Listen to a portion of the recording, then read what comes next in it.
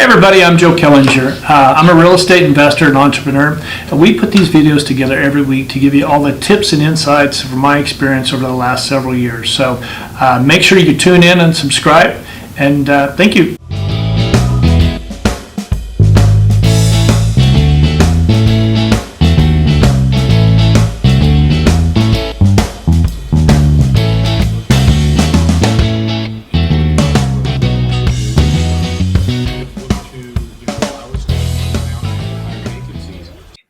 Thank you for tuning in. I've got a guest today, a guest that you've all seen before, George Pino, Commercial Brokers International CEO. Thanks for having me. You bet. I'm glad that you could take the time to come in because we've got a hot topic today. A lot of tenants or landlords, I guess, are being hit from tenants saying, listen, my lease is up. I just want to do month to month right now. I'm seeing that on the commercial side as well as multifamily. Mm-hmm. So I asked George to come in and walk us through what he's seeing in the marketplace. This is in Los Angeles, though, so keep that in mind. It might be different in your area, but, the landlords are starting to freak out a little bit. Mm-hmm. What are you seeing in the marketplace right now? Well, I mean, we're seeing a combination of things from both the tenant side as well as the landlord side. From the tenants coming in on the commercial leases, a lot of them don't want to necessarily renew with the leases that have come up because the uncertainty in the market and conditions and what's going on both on a national as well as local and regional scale. And typically a landlord would have the option to, their most commercial leases have what's called a holdover clause, right? Where if the tenant doesn't sign a new lease and they hold over after the expiration of the lease, it goes month to month, but there's a heavy fine, potentially 25, 50%, 100% more than what they're currently paying. Okay. So depending on what was negotiated ahead of time, if they had a really good broker, the holdover clause should only be 10, 20%. Right. But if they did it on their own or did someone who was just pushing through, the rent literally may jump up to 50%. So they have to be aware of that. So landlords on the tenants, other hand, make sure you know your lease and make sure you negotiate that point going in. Absolutely, and even then, let's say it wasn't negotiated 3, 4, or 5 years ago when you signed the lease and your lease is now due and you want to go month to month. In these uncertain times, I think landlords may be a little bit more open to it. They may charge a little bit of a premium because it's all about risk versus reward, but it shouldn't necessarily, if I was a landlord and I had a good paying tenant, I probably wouldn't charge a substantial penalty, or in some cases not even any penalty, and just leave it at the previous month's rent. Now, you don't think in some areas that as much, let's say it's retail, and there's a lot of vacancies. Don't you think the landlord should be willing to take a look at the pricing too? Absolutely. I think is a landlord and a tenant, you want to look at the pricing. You want to say, listen, this is what market is now. And, you're going to have that conversation. Again, it comes down to communication, I think, between the tenant and the landlord. And, first of all, remove the emotion from it and really sit down and have a business conversation where this is what I'm seeing out there. What are you seeing? And talk to them. Absolutely. And, deals are still happening. So, we're signing leases both on the retail side, even with restaurants, looking for expansion, companies that have done well, even during these crazy times. And, so keep that in mind that, deals are still happening. So there are some comparables that they can take a look at and see what is going on in the marketplace. What I would also do is kind of look to, if I was a landlord right now and I had higher vacancies, I'd actually welcome a tenant in on a short-term lease, a new tenant. So they can test the market, see how it is. They're taking a risk on as well, opening during these times. So, it's better than having a completely vacant property. You're getting them in at a rental rate that is today's rental rate versus one that may be 6 months from now. Right. And in addition to that, you can use, I wouldn't necessarily give incentives like you normally do with, a 3 or 5 year lease. You might give some tenant improvement dollars or free rent. Wouldn't do that in this scenario, but at the same time, I would offer that maybe, let's say you decided on a short-term 3, 4 months of a short-term lease. Right. And at that time, when it's time to renew that or look at it, and they've had the time to see how they're doing, then go back in and offer them those incentives to sign a long-term lease. So, you're getting them in. It's a different type of concession. It's a little bit riskier for the landlord, but it's probably less risky than having it vacant. Well, they're not going to be build-outs, obviously. Yeah. So, I mean, that's right. They'll just have to. They're going to have to take it as is. One thing I am seeing is shocking that's happening this fast is broker incentives.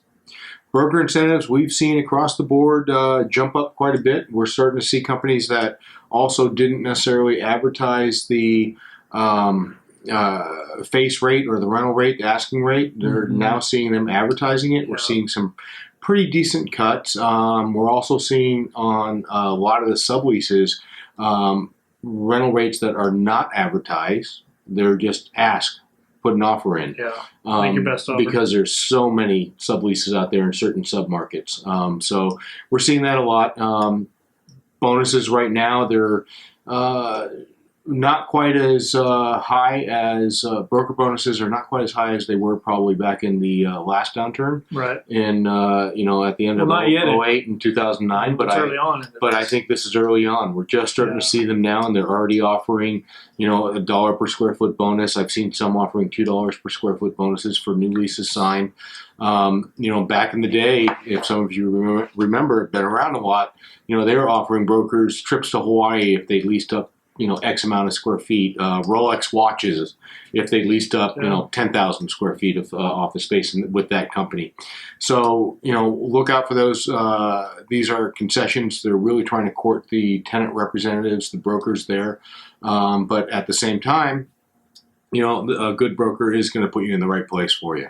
What do you say to the landlord that says, I don't want to lease out at a lower rate or at a short term because it affects the value of my property? There's truth to that. Yep. And, I've seen some landlords that would have left their properties vacant literally for years, wanting a rental rate. And there's different reasons for that they may be wanting to do that. And that mainly because they're trying to either put some sort of debt in place. So they're trying to show an inflated rental rate. Or they think that, if we get this rental rate 2 years from now, I'm still at the top of the market, and as opposed to signing something now at a lower rate, they won't be there in 2 years. So it's what I would typically tell a landlord, though, and we can do this, and we actually help them with yield analysis. Right. So, going back to economics class from a long time ago. Good old days, but things haven't changed much. Typically, one of my professors once said that money today is worth more than money tomorrow, and typically that's true. Mm-hmm. So, depending on what kind of yield and return that they're looking at, we can actually discount that cash flow and show even though you may be taking a little bit lesser of a rental rate today, with the added cash flow and the cash flow streams versus the year or 2 years that it may take to lease up at a higher rental rate. And really, you're guessing and hoping that the rents are going to come up.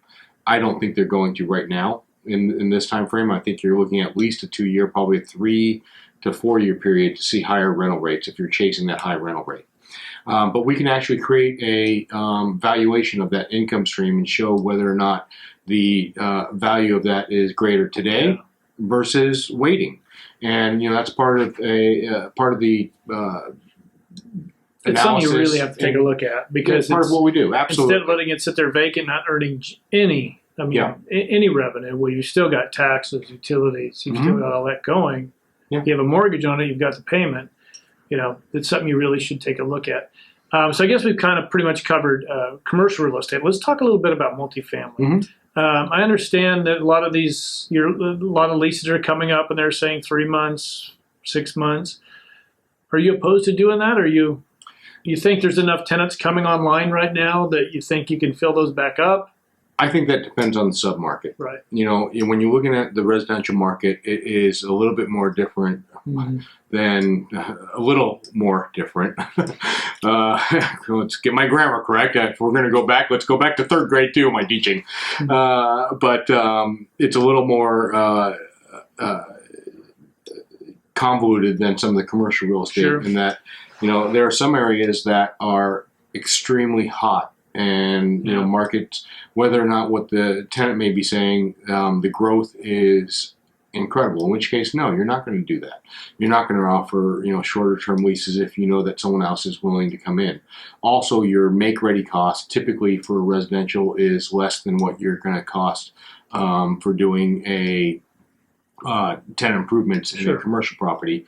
So, it really varies from that. And the other thing to take into consideration, especially if you're in California, is if you're in rent control. Right. So if you're in a rent control situation, number one, you may not even have the option to go shorter term lease. But, if anyone coming in for a new lease, I wouldn't do a short term lease because, it then reverts back to a rent control situation at the end of that time frame, at the end of that lease.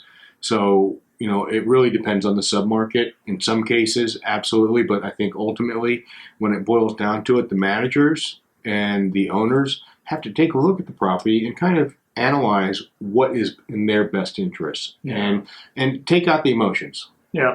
Don't understand that, if anyone's asking for this, there's probably a good reason, or they're reading or hearing something else as well. It's nothing personal if someone asks for a concession or a rental reduction or a short-term lease. It's not meant to be personal. It is probably in reaction to what they're hearing in the market, whether it's true or not. And you can usually overcome a lot of that by understanding what's going on in the market. Market survey. Instead of doing a market survey every quarter, I would be doing it every month. I mean, I would have your property manager doing a market survey every month. See what kind of concessions are being done. See what kind of move-in specials are being done. Really know if prices have come down a little bit, you've got to stay on the market. So, do you charge a premium for short-term rentals, or do you just leave it at market? Again, it depends on the submarket. When we're talking about residential, for shorter terms, I'd probably charge a premium on that if you can, because you're going to have to. Market if they stay 6 months, you've got to go in and redo the unit again. You have to go in and redo it. Well, here's the way to look at it. If you look at the fact that 70% of apartment dwellers move every single year on average nationwide, they're much more likely to move at the end of the lease term. So if you have a 3-month or 6-month, that could potentially double your turnover. And no matter how clean they are, it's going to still cost you money. Not to mention, let's assume that it takes a month to lease it up. Sure. So that right there doubles your vacancy rate from, if you're per unit, 1 unit vacant, it's for 1 month is 8% vacancy. If it's now that same unit vacant twice in that year and takes 2 months to lease it, or a month and a half all in, you're at 12% vacancy. So you have to take that in consideration and then therefore charge a little bit higher rental rate. Yep. But again, it comes down to just know your market on the commercial real estate side and the multifamily side. Know the market, stay on top of it, always be analyzing your community and know what's going on. So I think we've touched on all of it, haven't we? I think so. All right. Well, thank you for tuning in. And if you haven't done so, please do subscribe. And I'll put George's information in the link below. And I do need to buy a chair because this is ridiculous. I'm looking up at you. Nuts. All right. Thank you.